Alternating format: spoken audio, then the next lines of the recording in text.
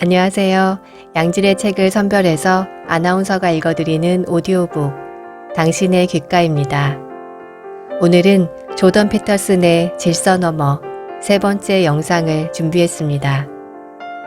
질서 너머의 9번째 법칙. 여전히 나를 괴롭히는 기억이 있다면 아주 자세하게 글로 써보라의 부분을 읽어드리려고 합니다. 12가지 인생의 법칙에 이어 질서 너머에서도 조던 피터슨의 특징은 아주 구체적인 방법을 제시한다는 것입니다. 임상 심리학자답게 인간의 내면의 모습과 사람들이 대부분 겪는 일들의 인과관계를 아주 섬세하게 집어낼 뿐만 아니라 우리가 짐짓 외면하려 하고 인정하고 싶지 않은 부분들까지 예리하게 다시 보게 만들죠. 그리고 우리가 인생의 더 나은 단계, 지금보다 더 나은 모습으로 한 단계 올라가기 위해서는 어떤 것들을 버리고 또 어떤 것들을 용기 내어 잡아야 할지 우리의 결단을 요구하는 행동 방식들을 제시합니다. 과연 9번째 법칙에서 이야기하는 더 나은 내일을 위해 오늘 내가 해야 할 일은 무엇인지, 여전히 나를 괴롭히는 기억이 있다면 아주 자세하게 글로 써보라. 함께 들어보시죠. 구독과 좋아요는 큰 힘이 됩니다.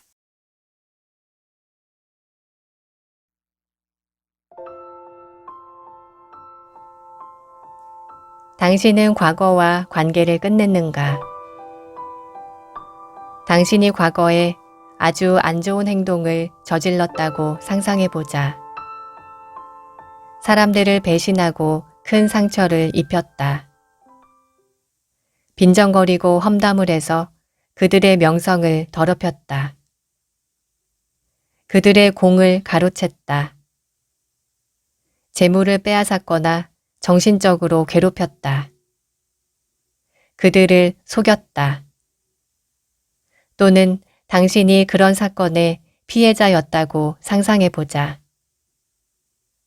그리고 어느 쪽이든 다시는 이런 일이 반복되지 않을 정도로 당신이 현명해졌다고 가정해보자. 가해자였든 피해자였든 그 사건과 관련된 기억은 당신에게 두려움과 죄책감, 수치심을 유발한다. 왜 그럴까? 가해자가 된다는 건 자기 자신을 배신하는 행위다. 당신이 고통스러운 이유는 중장기적인 게임을 올바로 하지 않았기 때문이다. 사람들은 그런 사람과 함께하고 싶어 하지 않는다. 심지어 당신 또한 그런 자신을 곁에 두고 싶지 않을 것이다.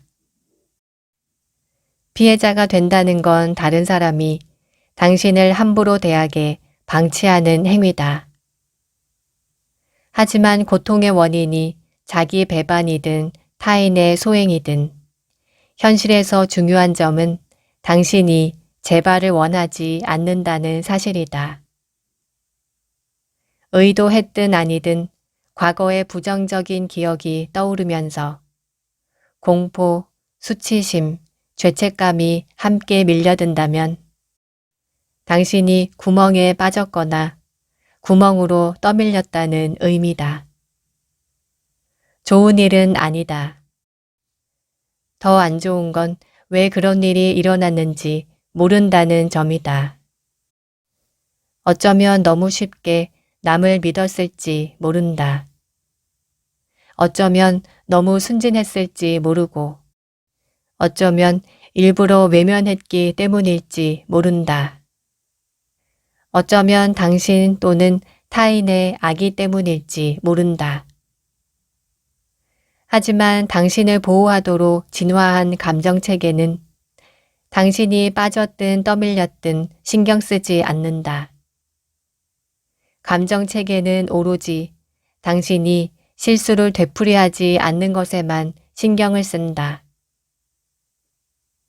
감정 체계가 활성화하는 경보는 두려움에 기초한다. 경보는 여전히 우리 곁에 존재하는 위험을 상기시키는 것에만 신경을 쓴다. 그런데 현실의 일부분, 특히 위험한 부분은 당신의 지도에 표시되어 있지 않거나 해상도가 낮아 세부 사항을 확인할 수가 없다. 또한 당신도 완벽하진 않다. 당신은 전과 똑같은 미로를 잘 빠져나갈 수 있을 정도로 충분히 영민하거나 주의 깊거나 도전적이거나 조심성이 높거나 현명하거나 배려심 있지 않다. 이 때문에 당신의 감정체계는 공포를 불러들인다. 공포가 끝없이 되풀이되지 않게 하려면 우리는 과거에서 배워야 한다. 사람들은 과거의 끔찍한 일들을 이해하기보다 관심 밖으로 몰아내거나 다른 활동에 전념함으로써 생각 자체를 하지 않으려 한다. 그럴 만도 하다. 트라우마를 가진 사람이 자신에게 닥친 일을 이해하지 못하는 경우는 흔하다. 예를 들어 학대당한 어린이가 인간의 모든 동기를 철학적으로 정교하게 이해하고 있을 리 없다. 아이들은 누군가가 왜 자신을 신체적으로 학대하거나 성적으로 폭행했는지를 결코 이해하지 못한다. 만일 더 어린 아이들이라면 무슨 일이 일어났는지조차 명확히 이해하지 못한다. 그런 끔찍한 사건을 이해하는 것은 성인에게도 아주 어려운 일이다. 분명 불운하고도 잘못된 사건이었지만 이해하길 거부하거나 이해할 능력이 부족하다면 그 사건은 기억 한켠에 자리를 잡는다. 그 영역은 위험으로 가득한 미개척지다. 잘 알려진 심리학적 진실에 따르면 과거에 겪은 위험하고 해로운 일은 이해하지 못하면 절대로 잊을 수 없다. 우리는 경험을 떠올리고 그로부터 교훈을 이끌어내야 한다.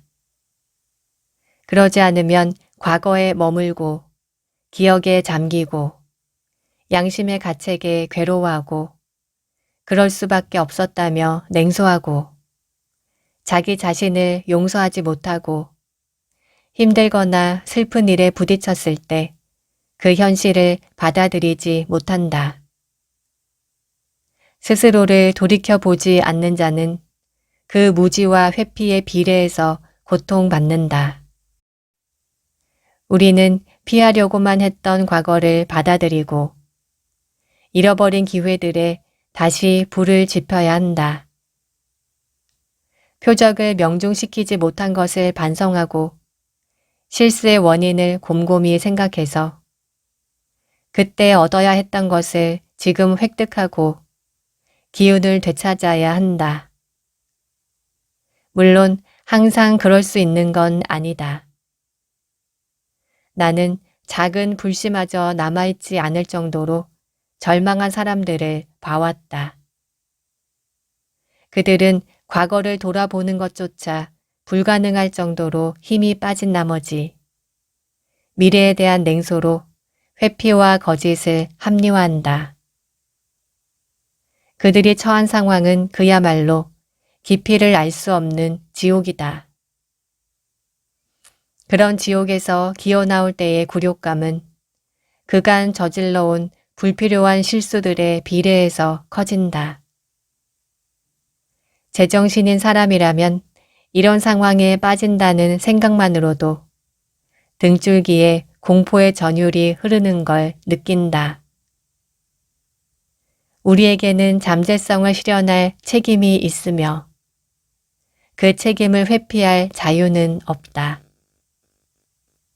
과거에 실수를 했는데 이유가 무엇이든 간에 불분명한 점을 남겨두었다면 우리는 그 실수를 절대 잊지 못하고 양심의 가책을 계속 느낀다.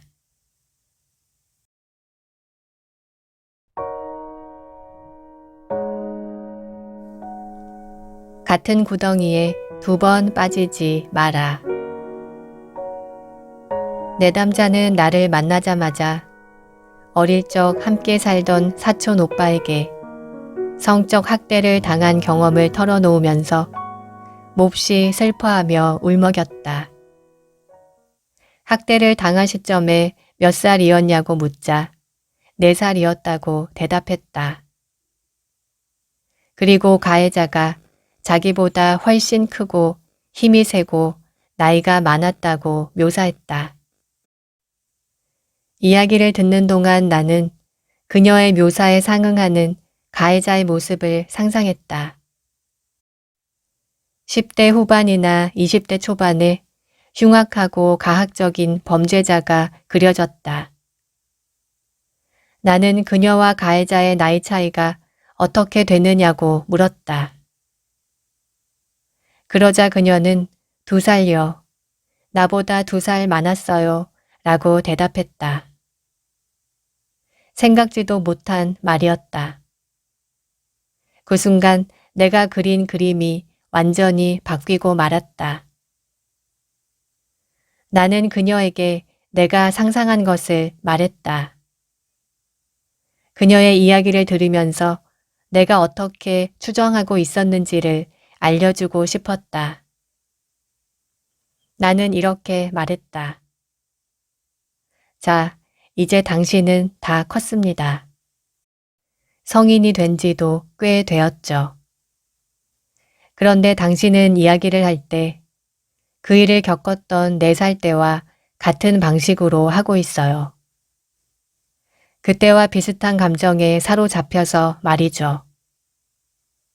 당신은 사촌 오빠를 당신보다 훨씬 크고 힘이 세고 나이 많은 사람으로 기억하고 있어요. 물론 6살이면 당신이 산 나이의 절반이 더 많은 나이죠.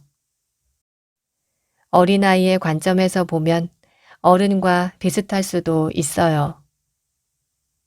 하지만 사촌 오빠는 6살이었고 당신과 거의 똑같은 아이였어요.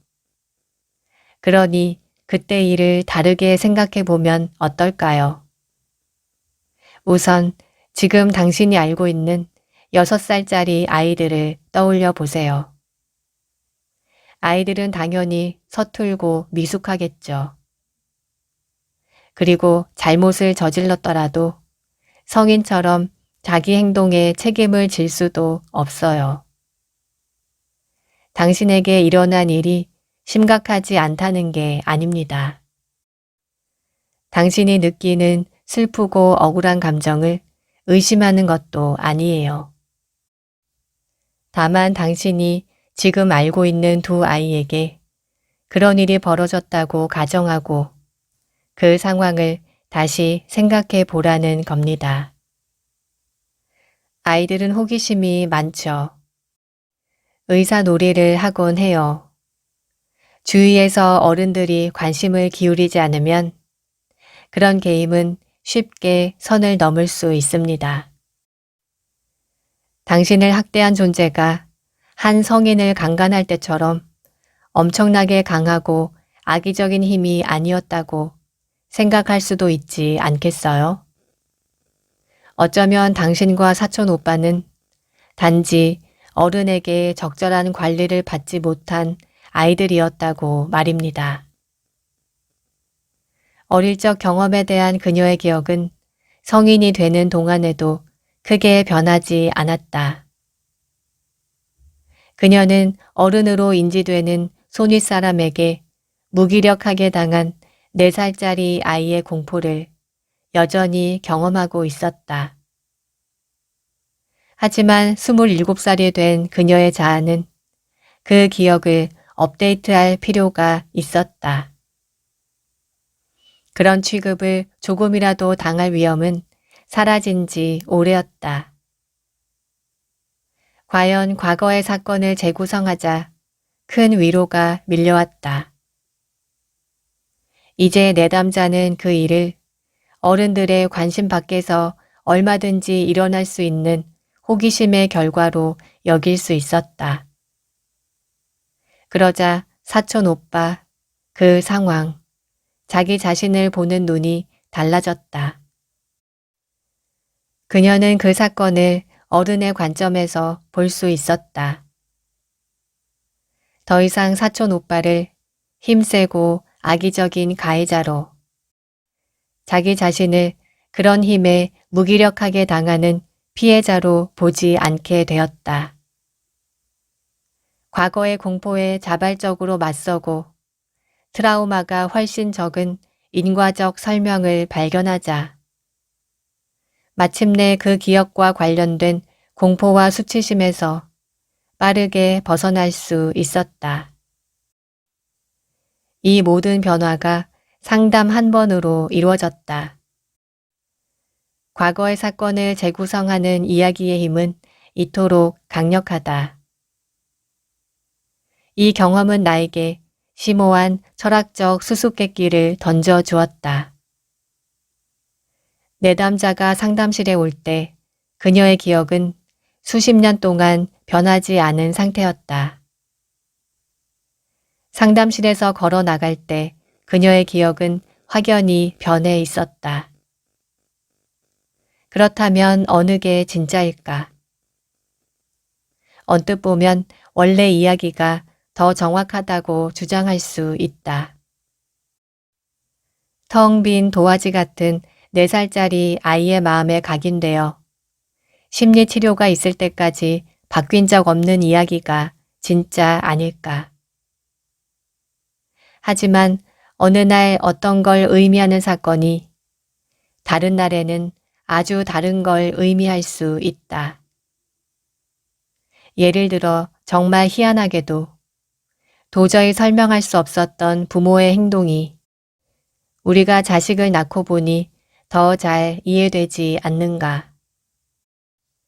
그렇다면 어느 기억이 더 정확할까? 성인의 동기에 대해 어렸을 때 품는 부분적인 그림일까? 성인이 되어 수정 보완하게 된 기억일까? 만일 후자라면 원래 기억보다 수정된 기억이 어떻게 더 정확해질 수 있는 걸까?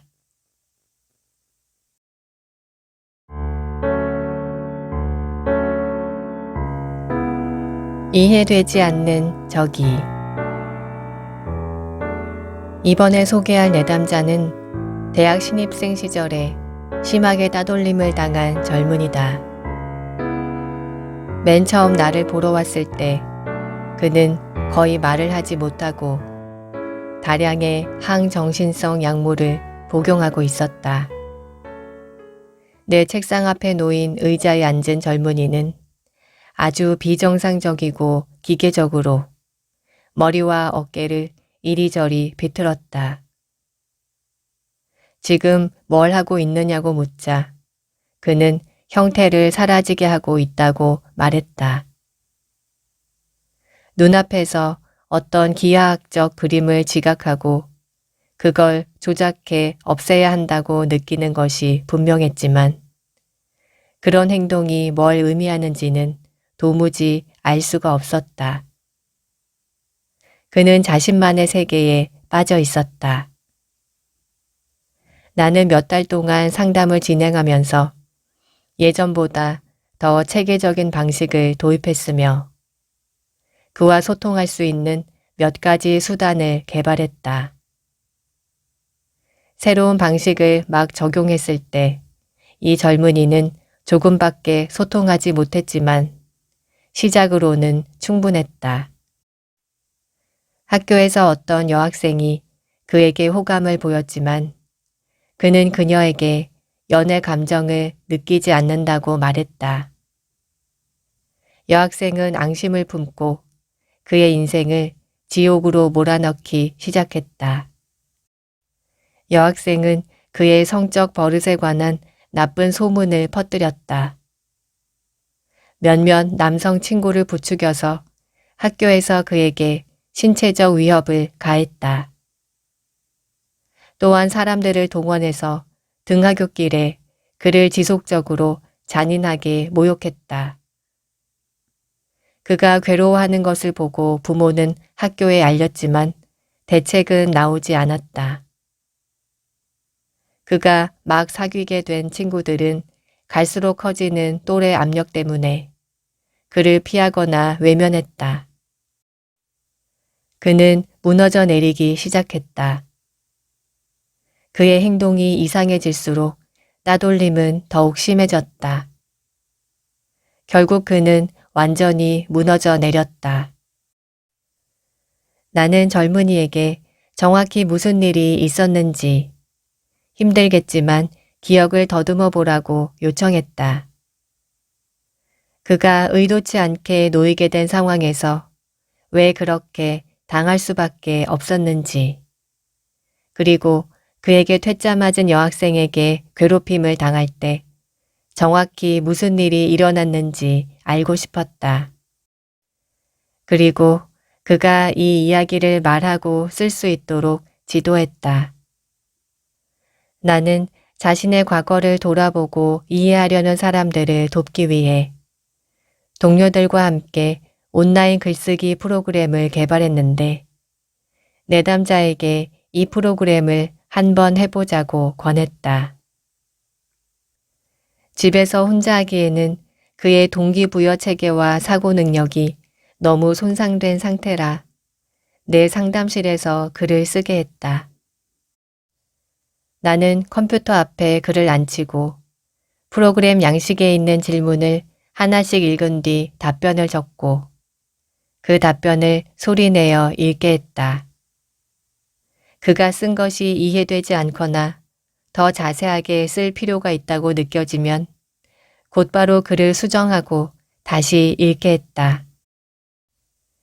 내담자는 살아온 인생을 자신에게 의미 있는 시기들로 구분했고 그런 뒤 각 시기를 규정하는 긍정적 또는 부정적인 핵심 사건을 모두 떠올렸다. 다음으로 그 사건들의 원인과 결과를 분석해 어떤 일은 왜 잘 되었고 어떤 일은 왜 그토록 엉망이 되었는지를 이해하려 했다. 특히 과거에 가장 충격적이었던 사건들이 왜 발생했는지를 집중적으로 파헤쳤고 그 과정에서 자신의 구체적인 행동, 다른 사람들의 동기, 시간과 장소의 특징을 면밀하게 평가했다. 또한 그 사건들이 좋든 나쁘든 어떤 결과를 낳았는지를 깊이 생각하고 그 밖에 어떤 일이 일어날 수 있었는지 또는 다르게 행동했다면 어떤 결과를 낳았을지 따져보았다. 이 모든 과정이 끝나면 적어도 이론상으로는 과거의 경험들이 인지와 행동 차원에서 새로운 의미를 드러내며 내담자의 자서전을 업데이트한다. 우리는 내담자의 인생을 답사하면서 여학생이 그에게 가한 모든 고통을 특히 자세히 살펴보았다. 그는 그녀의 동기를 조리 있게 설명할 정도로 생각이 정교해졌다. 그녀는 퇴짜를 맞아 상처받았고 부끄러웠으며 화가 났다. 그는 자신의 거절이 그녀에게 얼마나 큰 충격을 주었는지 또는 일반적으로 거절이 사람들에게 얼마나 충격적인 일인지 잘 몰랐다. 게다가 그는 자신을 방어할 권리가 있다는 점을 이해하지 못했다. 우리는 그가 스스로를 보호하기 위해 다르게 행동했다면 어땠을지, 그리고 앞으로는 어떻게 대처할지에 대해 이야기했다. 그는 학교에서 너무 심하게 모욕당하고 있었는데도 도움을 구하지 않았다는 걸 깨달았다. 학교 측에 문제를 알릴 수도 있었다. 처음 괴롭힘을 당할 때 그 여학생을 직접 만나 사람들 앞에서 그만하라고 요구할 수도 있었다. 학교 친구들에게 그가 단지 데이트를 거절했기 때문에 이런 괴롭힘을 당하고 있으며 그녀가 그의 거절을 잘 받아들이지 못하고 거짓말을 지어내 복수하는 거라고 알릴 수도 있었다. 극단적인 경우에는 그녀를 괴롭힘과 명예훼손으로 고소할 수도 있었다. 어떤 방법도 효과를 장담할 순 없지만 그래도 시도해 볼 만한 가치가 있었으며 그 상황에서는 분명히 정당하고 필요한 일이었다. 대학에서 보낸 지난 한 달을 되돌아보는 동안 내담자의 정신병적 증상은 몰라보게 호전되었다. 상담을 거듭할수록 말과 생각이 명석해졌다. 이상한 행동들도 멈췄다.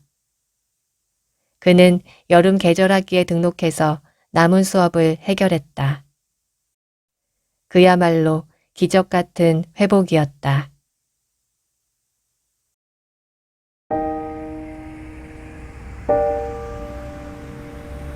잠재성을 현실로.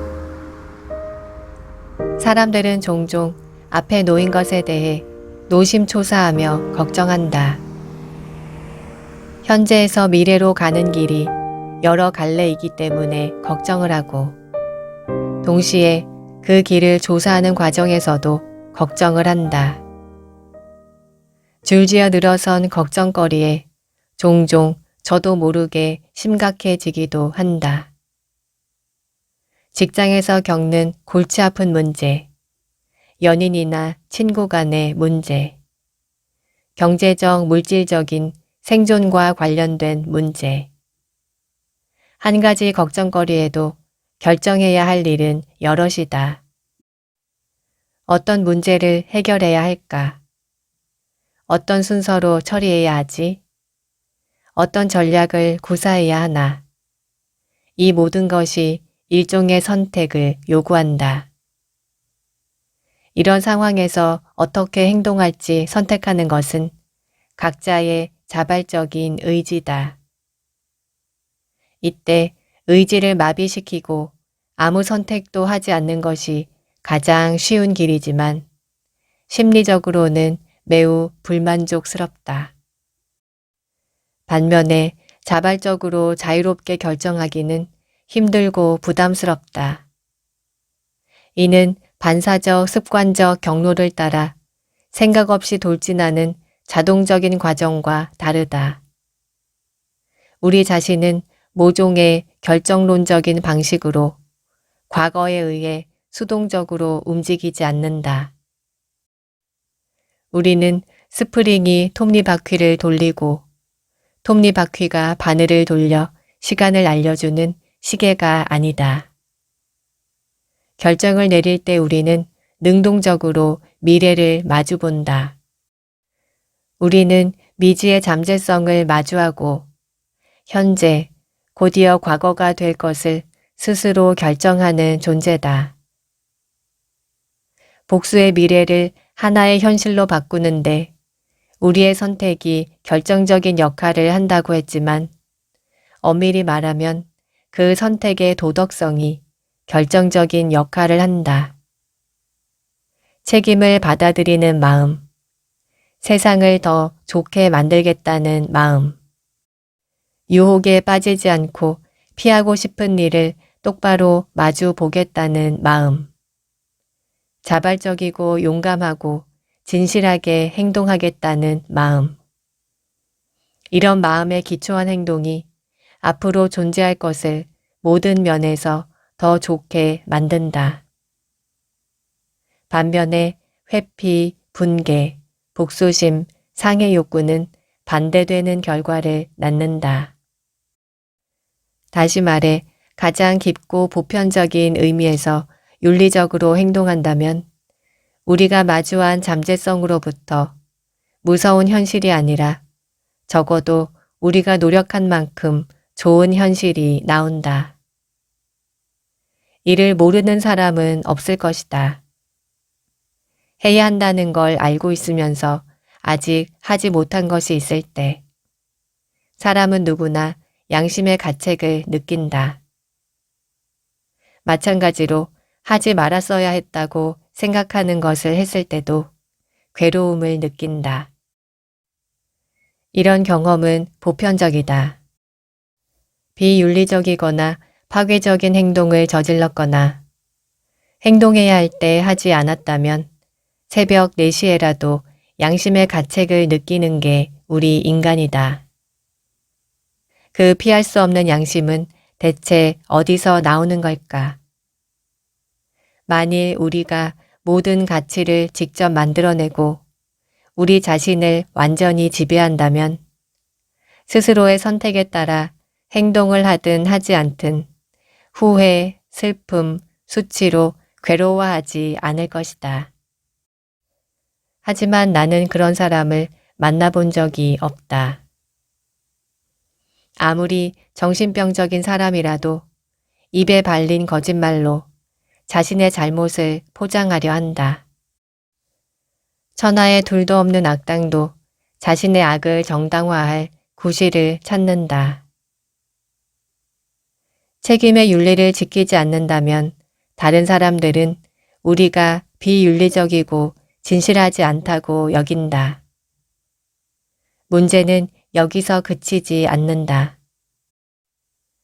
우리는 사람들이 잘못된 행동을 하거나 좋은 행동을 하지 않았을 때 그 책임을 져야 한다고 생각한다. 마찬가지로 스스로 좋은 결정을 내린 사람이면 그 결정에서 나올지 모를 이익을 누릴 자격이 있다고 생각한다. 바로 이 때문에 한 사람이 정직하게 자발적으로 노동을 했다면 그 결실을 획득하는 것이 정당하다고 우리는 믿는다. 그런 판단은 자연스럽고 불가피해 보인다. 마치 심리적으로나 사회적으로 누구든 피할 수 없는 어떤 보편적인 힘이 작용하는 듯하다. 이 모든 것을 종합하면 우리는 다음과 같은 결론에 이른다. 자기 자신과 타인, 아이와 어른을 모두 포함해 사람은 누구나 기계의 톱니바퀴처럼 선택권과 자유를 박탈당한 존재로 취급받는 것에 반대하며 개인의 행동, 자유의지, 책임을 부정한다면 자기 자신을 포함해 그 누구와도 긍정적인 관계를 맺을 수 없다.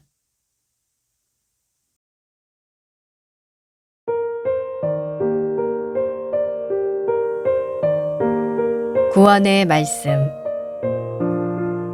쌍을 이루는 두 개념을 더 깊이 살펴보자. 첫째, 우리는 모두 창조 그 자체에 자발적으로 참여하고 있다. 둘째, 선택의 도덕성이 그 창조물의 품질을 결정한다. 이 두 개념은 우리의 사적, 공적 관계에 무수히 반영된다. 또한 우리 문화의 근저에 놓인 이야기들 속에 요약된 형태로 담겨 있다. 궁극적으로 전달하는 형이상학적 의미가 무엇이든 간에 그 이야기들은 오랜 시간 동안 관찰을 통해 우리의 기본적인 행동 패턴을 증류하여 얻어낸 소중한 결과물이다. 우리는 지형을 탐구하는 지도 제작자이자 지리학자다. 하지만 더 정확히 말하자면 우리는 경로 설계자, 항해자, 탐험가이기도 하다. 우리는 출발지, 즉 자신의 이야기가 시작될 때 서 있던 장소를 기억한다. 우리는 과거에 만난 함정과 성공을 떠올리는 능력을 발휘해 함정을 피하고 성공을 재현할 수 있다.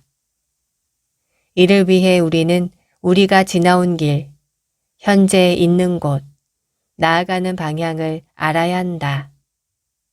그리고 그 이야기를 인과적 구조로 요약해야 한다. 다시 말해 무슨 일이 왜 일어났는지를 최대한 간단하고 실용적인 형태로 알아야 한다. 좋든 나쁘든 서양에서 가장 근원적인 차원의 이야기들은 성경 문헌에 있다. 하나님은 그분 자신, 그분의 창조 행위, 최초의 창조물을 보여준 직후에 인간을 창조한다. 하나님의 창조에는 즉시성 외에도 세 가지 특징이 나타난다. 첫째, 인간이 모든 것을 다스리게 했다는 점이다. 둘째, 하나님이 그분의 형상대로 남자와 여자를 창조했다는 점이다. 셋째, 창조한 인간이 다른 창조물처럼 보시기에 좋았다는 점이다. 여기에 묘사된 대로라면 하나님의 형상대로 창조된 남자와 여자는 하나님과 중요한 것을 공유한다고 볼 수 있다. 이 이야기의 요점은 인간이 신과 유사한 운명, 불가피성 또는 책임을 갖는다는 것이다. 어떤 잠재성을 실현하기 위해 신이 사용하는 도구는 말씀, 곧 진리의 말이다.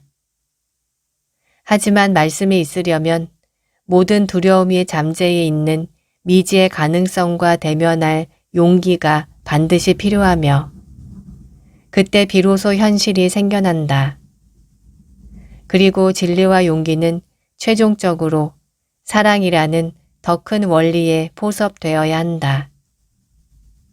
사랑은 그 모든 취약함, 가혹함, 배신에도 불구하고 존재 그 자체를 사랑하는 마음, 모든 것에게 가장 유익할 수 있는 최고의 상태를 지향하는 마음이다.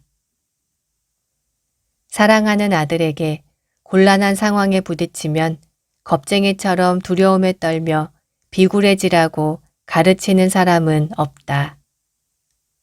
사랑하는 딸에게 세상은 속임수로 돌아가니 편법을 적극 사용하는 걸 높이 사고 본받으라고 가르치는 사람도 없다. 또한 자신이 아끼는 이에게 아픔, 고통, 상해, 재앙을 일으키고자 하는 욕망과 저기로 세상의 존재들을 대하라고 말하는 사람도 없다. 따라서 우리 자신의 행동을 분석해보면 인간은 선한 길과 악한 길의 차이를 알고 있으며 선과 악의 존재를 믿는다고 볼 수 있다. 하지만 이게 다가 아니다.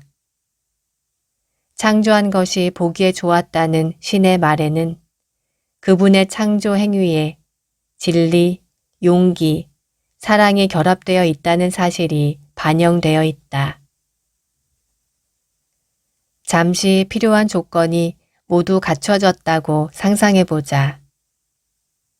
당신 안에는 적절한 순간에 불러내기를 기다리는 가능성이 있고 당신 바깥에는 당신이 깨닫고 배워야 할 모든 게 있다. 하지만 이걸로는 부족하다. 좋은 것, 나쁜 것, 참을 수 없는 것을 전부 아우르는 그야말로 모든 것이 필요하다. 어떤 일이 잘 되지 않을 때 문제를 분석하고 해결하고 사과하고 뉘우치고 바꿔야 한다는 걸 우리는 잘 안다. 해결하지 않고 내버려 둔다고 문제가 정지 상태로 가만히 있는 게 아니다. 히드라처럼 거기서 새로운 머리가 자란다. 한 번의 거짓말, 한 번의 회피는 더 많은 거짓말, 더 많은 회피를 부른다. 한 번의 자기 기만은 또 다른 거짓을 불러내 원래의 거짓된 믿음을 보강한다. 파탄이 난 관계를 방치하면 당신의 평판은 엉망이 되고 당신 자신에 대한 믿음도 무너져 더 나은 관계를 새롭게 시작할 가능성을 끌어내린다. 과거의 실수를 인정하고 받아들이려는 의지나 능력을 갖추지 못하면 실수의 원천은 더욱 커진다. 당신을 둘러싼 미지의 세계가 커질수록 그곳에 사는 괴물은 점점 더 포악해진다. 혼돈을 질서로 바꾸는 것은 우리의 운명이다.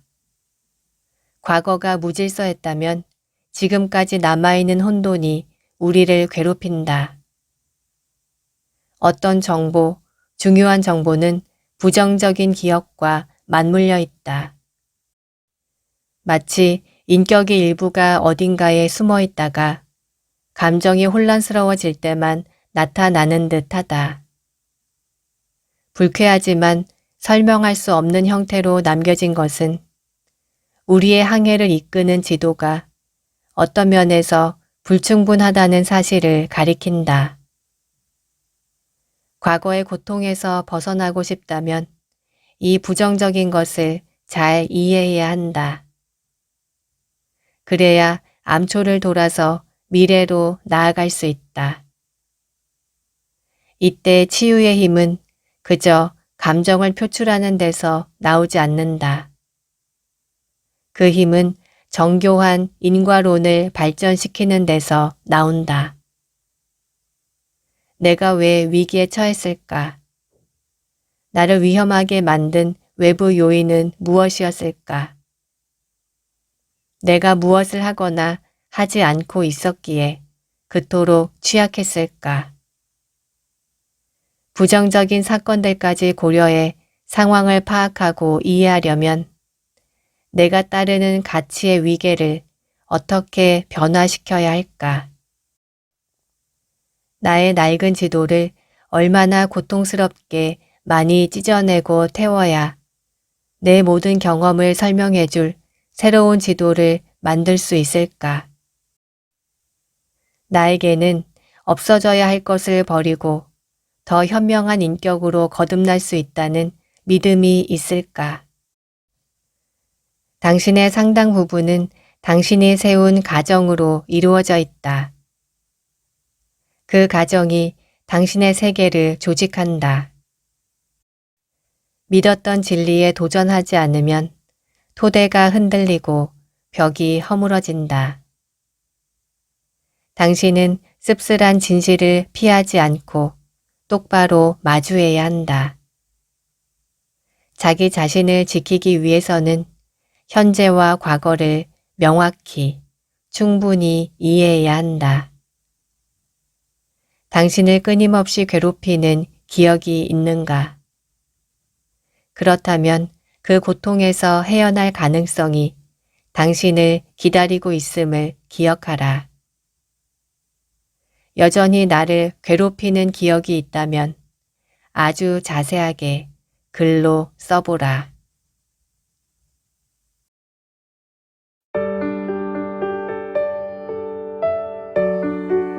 질서 너머의 9번째 법칙. 여전히 나를 괴롭히는 기억이 있다면 아주 자세하게 글로 써보라 였습니다. 사람에게는 누구나 정도의 차이는 있지만 고통스러운 기억이 있을 겁니다. 그러나 그 기억을 깊게 이해하려 하지 않고 외면한 채 그냥 놔둔다면 그 부분은 인생의 지도상에서 미지의 세계 혹은 절대 건드리면 안 되는 괴물 같은 위험으로 치부됩니다. 그러나 우리는 과거로부터 배워야 합니다. 문제를 분석하고 해결하고 사과하고 뉘우치고 바꾸려는 시도를 한다면 나를 괴롭히던 문제는 알고 보니 깊이가 그리 깊지 않은 웅덩이에 불과할 수도 있고 타인과의 관계는 물론 나 자신에 대한 깊은 신뢰도 다시 회복할 수 있다고 합니다. 다시는 기억하고 싶지 않은 고통인데 기억하라고 하는 것 자체가 잔인하다고 할 수도 있지만 정작 우리의 내면은 우리 자신이 그 고통에서 헤어날 가능성을 기다리고 있음을 기억하라고 합니다. 크든 작든 과거의 실패나 고통을 딛고 다시 일어서고 싶다면 이 조언대로 문제를 외면하지 않고 차근차근 글로 써보는 것부터 시작해 보시면 어떨까요? 당신의 귓가에였습니다. 함께 들어주신 여러분 고맙습니다.